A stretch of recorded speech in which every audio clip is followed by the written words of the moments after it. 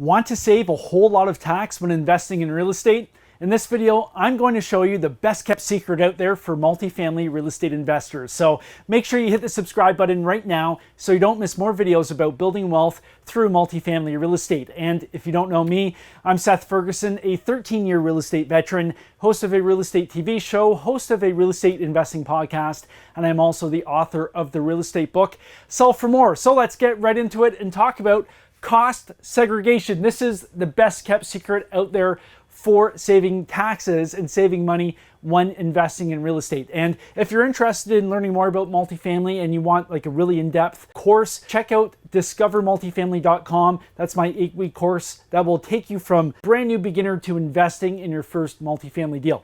So before we get to the good stuff with cost segregation, we first have to understand depreciation and how depreciation works in our favor as real estate investors. So let's draw a graph like this. So here's the thing. As smart real estate investors, as people who study the market over market cycle after market cycle after market cycle, we know that over time, real estate goes up. The government, on the other hand, wants us to invest capital into real estate. They want us to encourage buying and acquiring and improving real estate because real estate is the driving force of the economy. Just go to any big box home store. Almost every single item there is for real estate, whether it's residential real estate, commercial real estate, you name it. So real estate is a huge driver of the economy. So they want us to invest. So what do? They give us tax credits because over time, a building wears down. We have to make repairs. We have to replace things. So in the US, for commercial real estate, we get to use depreciation. We depreciate the asset over 39 years. So we know over time the value of real estate goes up, but the government, what they do is they think the value of real estate goes down over time because it gets old and it has to be kept up. So they allow us to depreciate the value or reduce the value down to $0. So every year we get a tax credit. And basically we're being compensated for all the repairs we'll have to do to that property.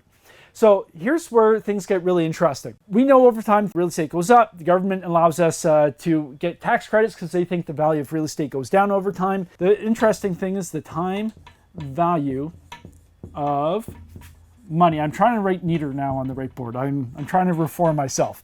So the time value of money, what does this mean? Well, it means that $1 in your pocket today is worth far more than $1 in your pocket in, let's say, 1 month. Worth far more than a dollar in your pocket in 1 year, 5 years, 10 years, and even 39 years. Why? Because of inflation. Inflation, and this is a big topic right now in the news because we have inflation creeping up. Inflation will eat away the value of our dollar. So if you have the choice between having $100 in your pocket today versus having $1 paid to you over the next 100 days, the $100 today is worth far more. You can do far more with it because the value of the future dollar isn't being eroded away through inflation. So how does this work in terms of saving money when it comes to real estate investing? Well, this is where cost segregation comes in. Cost segregation, as the name implies, is really segregating the different aspects of a real estate deal. So let me draw our multifamily property right here. This is our apartment building.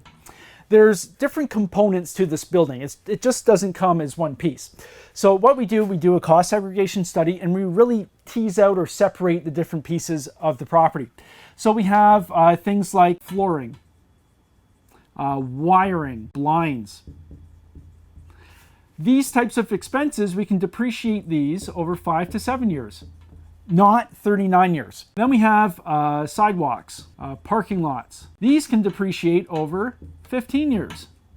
Then we have the building itself. So by now it's just a shell because we've already stripped everything else out of it.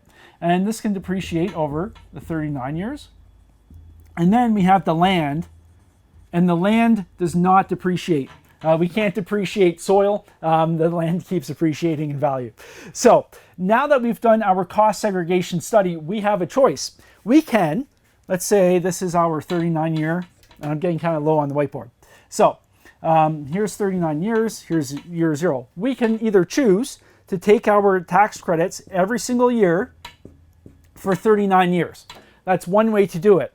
But because we've done all this work with the cost segregation study, we have another option available to us. And this is where the time value of money comes in. So remember, $1 in our pocket today is worth far more than $1 in our pocket in 1 year, 5 years, 10 years. What this study allows us to do with the different depreciation schedules is front load the depreciation so we don't have to wait 39 years to get all of our tax credits. We can depreciate the floors, the blinds, all that stuff, wiring, 5 to 7 years.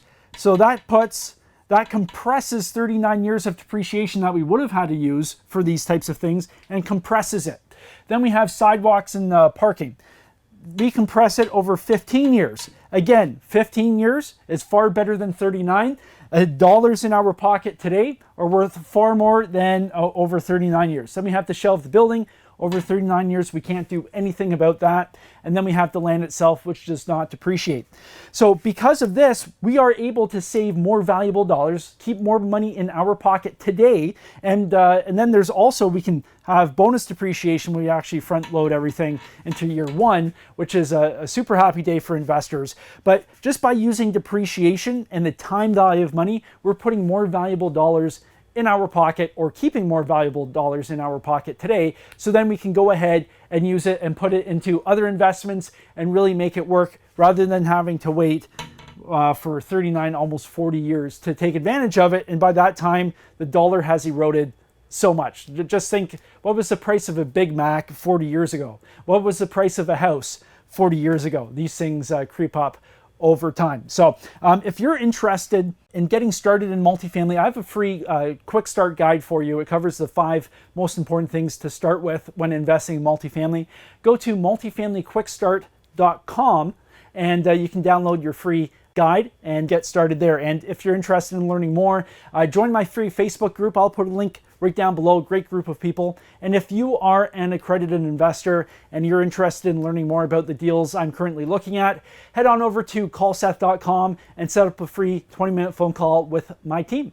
And if you like this video, if you found this helpful, if this is going to help you save some money, leave a comment. Let me know what you think. Hit the like button. It really helps out the channel. And until next time, happy investing.